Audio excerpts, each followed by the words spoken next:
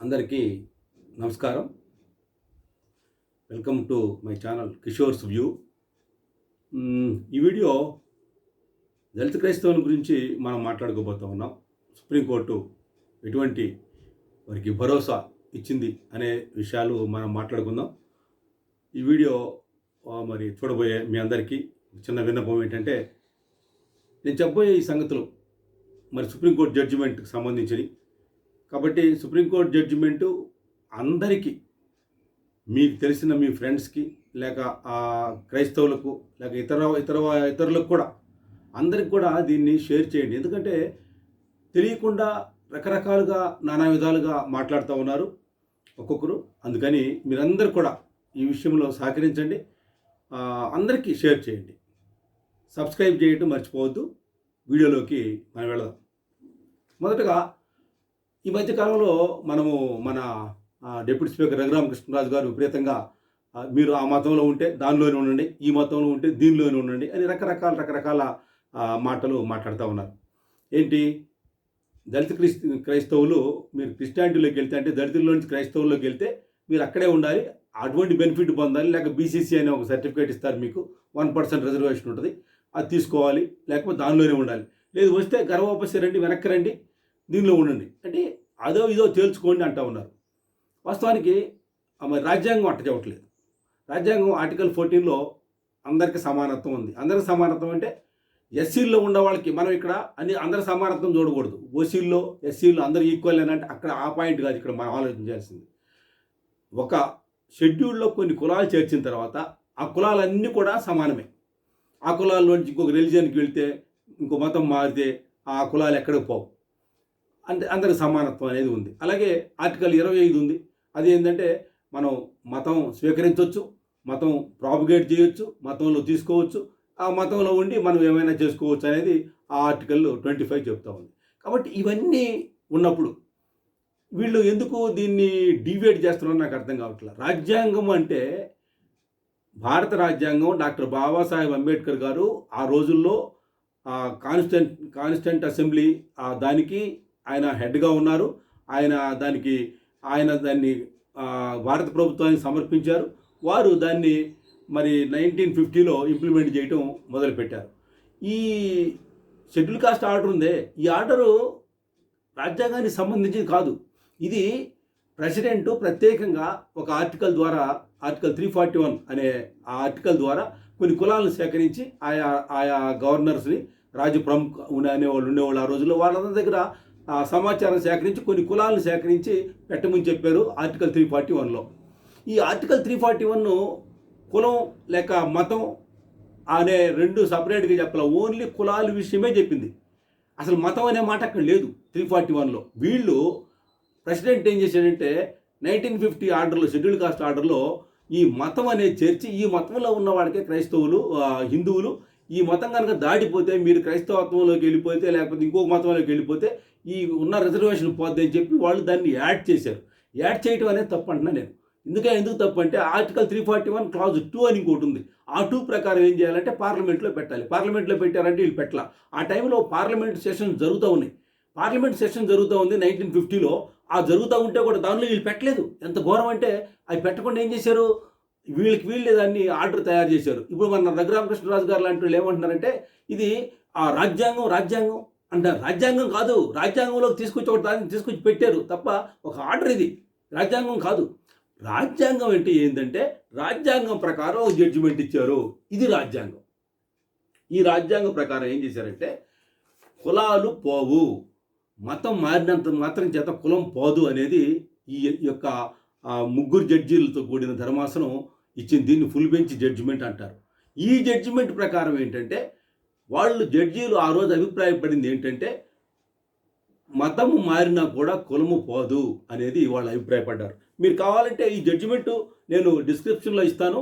ఆ judgement writ petition number, ఎవరెవరు జడ్జీలు ఇచ్చారు అదంతా మొత్తం నేను దాంట్లో డిస్క్రిప్షన్లో రాస్తాను. మీరు సెర్చ్ చేసుకోండి, డౌన్లోడ్ చేసుకోండి. మన వాళ్ళందరికీ ఎవరైతే తెలుసో వాళ్ళందరికీ పంపించండి. అది వారికి తెలిసిపోద్ది.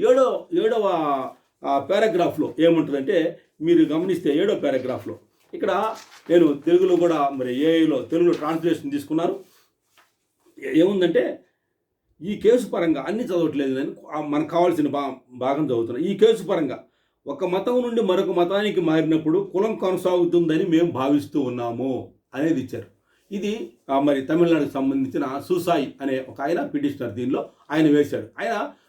ఆయన విషయంలో వీళ్ళు ఏం చెప్తా ఉన్నారంటే, ఆయన విషయం అంటే అసలు వాళ్ళు జనరల్గా వాళ్ళ అభిప్రాయం ఏ కేసు అయినా కానీ ఏంటంటే బాడీలో ఏమైతే వాళ్ళు అబ్జర్వేషన్స్ లేక వాళ్ళు ఏదైతే వాళ్ళు రాస్తారో ఆ లోపల విషయాలు ఏవైతే ఉన్నాయో అవి మొత్తం కూడా అవి ల్యాండ్ ఆఫ్ ది లా, అవి వాటిని తీసుకోవాలి. వాటిని తీసుకొని వాటి ప్రకారం తదుపరి జడ్జిమెంట్స్ ఇస్తూ ఉంటారు. ఇప్పుడు మొన్న చింతాడానంద కేసులో ఇచ్చిన జడ్జిమెంట్ ఏంటి? ఇద్దరు జడ్జీలతో కూడిన అది చెల్లుద్దా? ముగ్గురు జడ్జీలతో కూడిన చెల్లుద్దా? మీరు చెప్పండి, మీకు తెలుసు కదా. కాబట్టి ముగ్గురు జడ్జీలు ఏం చేశారు? వీళ్ళు ఓవర్లుక్ చేశారు. ఇది 1985లోనే ఇచ్చారు. ఈ 85లో ఇచ్చిన ఈ ఆటను పట్టుకొని మొన్న ఈ మధ్య కాన్స్టిట్యూషన్ బెంచ్ ఏర్పడింది. మన వాళ్ళందరూ కూడా క్రైస్తవులు సుప్రీంకోర్టులో కేసులు వేశారు. మా సంగతి తేల్చండి, మేము బీసీసీగా అని అంటున్నారు మమ్మల్ని, మేము దాంట్లో వాళ్ళమే, మేము ఎక్కడికి పోలేదు, మేము మతం మారామంటే మేము ఒక మార్గాన్ని ఎంచుకున్నాం, అది మతం కాదు ఒక మార్గం అనేది రకరకాలుగా కేసులు ఫైల్ చేసినప్పుడు వాళ్ళు కేజీ బాలకృష్ణన్ అని ఒక సుప్రీంకోర్టు రిటైర్డ్ చీఫ్ జస్టిస్ ఒక ఆయన ఉన్నారు. ఆయన షెడ్యూల్ కాస్ట్కి సంబంధించిన ఆయన్ని తమిళనాడు ఆయన కమిషన్ వేశారు. అది ఈ నెలాఖరు లోపల ఆ కమిషన్ రిపోర్ట్ కూడా వస్తుంది. దేని మీద వేశారంటే ఇదిగో కేవలం ఈ జడ్జి, ఇప్పుడు నేను చెప్పాను కదా జడ్జిమెంట్, ఈ జడ్జిమెంట్ మీద వేశారు. ఈ జడ్జిమెంట్ ఏం చెప్తుంది అంటే, మీరు ఆ కులంలో ఉన్నప్పుడు మీరు మతం దాని నుంచి వేరే మతం తీసుకుంటే, క్రైస్తవ మతం తీసుకుంటే, ఈ కేసు కూడా క్రైస్తవ మతం గురించే, క్రైస్తవ మతం తీసుకున్నప్పుడు ఆ క్రైస్తవ మతంలో కూడా మీరు పాతలో మీరు ఎలాగైతే ఉన్నారో షెడ్యూల్ కాస్ట్లో ఉన్నప్పుడు ఏ విధమైన ఆ టార్చర్ మీరు అనుభవించారో, ఏ విధమైన అవమానాలు అనుభవించారో, ఏ విధమైన మరి అన్టచబిలిటీ అనుభవించారో, బావుల్లో నీళ్లు చేదుకొని కూడా చేశారో, లేకపోతే ఊరికి బయట పెట్టారో, ఇవన్నీ కూడా మీరు క్రైస్తవత్వంలో పోగలే ఎగిరిపోయినాయా? చెప్పండి, ఎగిరిపోయినాయా? పోలేదు కదా, అన్నీ ఉన్నాయి కదా. అవి ఉన్నాయి అనేది మీరు నిరూపించండి చాలు. వీళ్ళు చెప్తున్న జడ్జిమెంట్ అదే. మీరు అప్పుడు ఏవైతే మీరు కష్టాలు అనుభవించారో, అప్పుడు ఏ విధంగా అయితే ఉన్నారో, క్రైస్తవుల్లో పోతే కూడా మా పిల్లల్ని ఎవరు వేరే వాళ్ళు చేసుకోవట్లేదయ్యా, మా అబ్బాయిలకి వేరే వాళ్ళ అమ్మాయిలు అడిగితే ఇవ్వట్లేదు, మేము మా వాళ్ళనే చేసుకోవాలి, మా ఊరు బయట ఉన్న మా చావుల్లో ఏదైతే గొడ్ల చావుడులాగా మేము అక్కడ ఉండిపోతున్నాం బయట, ఊరు బయట, అక్కడ ఉన్న పరిస్థితి మాదేం మారలేదు అని నువ్వు నిరూపించుకోగలిగితే నీ కులం ఎక్కడ పోదని ముగ్గురు జడ్జీలతో కూడిన ధర్మాసనం చెప్తా ఉంది. అటువంటిప్పుడు ఇద్దరు జడ్జీలతో కూడిన ధర్మాసనం ఎక్కడ పనిచేస్తుందండి? ఇది రఘురామకృష్ణరాజు గారికి మీరు అందరూ చెప్పండి. లేకపోతే రఘురామకృష్ణరాజు కనుక ఈ వీడియో కనుక ఆయన దగ్గర కనుక వెళితే చూస్తే ఆయన కూడా తెలుసుకుంటారు. ఇప్పుడు 1985లో సూసాయి కేసు, ఈ కేసులో ఏంటి Susai and others versus Union of India, ఈ కేసులో మరి ఏంటి విషయాలు అనేది ఆయనకు కూడా తెలుస్తుంది. దానివల్ల ఆయన కూడా రియలైజ్ అవుతారు. ఎందుకంటే ఆయన తెలియకుండా ఒక అమాయకత్వంలో ఆయన ఒక మూసలో ఆయన బ్రతుకుతూ ఉన్నాడు. ఆ మూసలో నుంచి ఆయన బయటకు రావాలి. ఇదిగో ఇటువంటి చూడాలి. ఇప్పుడు ఆ కాన్స్టిట్యూషన్ బెంచ్ రెడీగా ఉంది ఆ రిపోర్ట్ కోసం. కేజీ బాలకృష్ణన్ గారి కమిషన్ వేశారు. అంతకుముందు రంగనాథ్ మిశ్రా కమిషన్లో అదే చెప్పారు, కులం మారదు, కులం ఎక్కడ పోతండి. ఇప్పుడు కూడా నిన్న ఆనంద్ గారి విషయంలో కూడా కులం పేరు పెట్టగా తిట్టారు ఆయన్ని. కాబట్టి కులం ఎక్కడికి పోలేదు. ఇది విషయం గమనించండి. ఇది మన వాళ్ళందరికీ కూడా తెలియజేయండి. ఇంకెవరైనా నా ఛానల్ కనుక సబ్స్క్రైబ్ చేసుకోకపోతే ఇప్పుడైనా సరే సబ్స్క్రైబ్ చేసుకొని మీ అందరికి షేర్ చేసినందువల్లే, ఎందుకంటే వైరల్ చేయాలి దీన్ని, ఇది అవసరం. 1985 జడ్జిమెంట్ దళితులకు కవచంగా ఉంది, క్రైస్తవులకు ఒక అండగా ఉంది, క్రైస్తవులకు సపోర్ట్గా ఉంది. కాబట్టి ఈ జడ్జిమెంట్ తర్వాత ఇంకా ఏమీ లేవు. ముగ్గురు జడ్జిమెంట్ ఇదే ఫైనల్ ఉంది ప్రస్తుతానికి. కాబట్టి క్రైస్తవులు నిర్మోహమాటంగా నిర్భయంగా హాయిగా చర్చిలకి వెళ్ళొచ్చు, బాప్తిస్మాలు తీసుకోవచ్చు, తీసుకుంటే కూడా దీనికి సంబంధం లేదు, కులం మారదు, చర్చికి పోవచ్చు. ఇది మాత్రం వినండి. రఘురామకృష్ణరాజు అనే అతను చాలా డీవియేట్ చేస్తూ ఉన్నాడు ఈ రాష్ట్రంలో క్రైస్తవుల్ని భయపెడతా ఉన్నాడు, భయభ్రాంతులకు గురి చేస్తూ ఉన్నాడు. మీరు నమ్మొద్దు. అందుకని ఈ జడ్జిమెంట్ 1985 జడ్జిమెంట్ మీరు గుర్తుపెట్టుకోండి.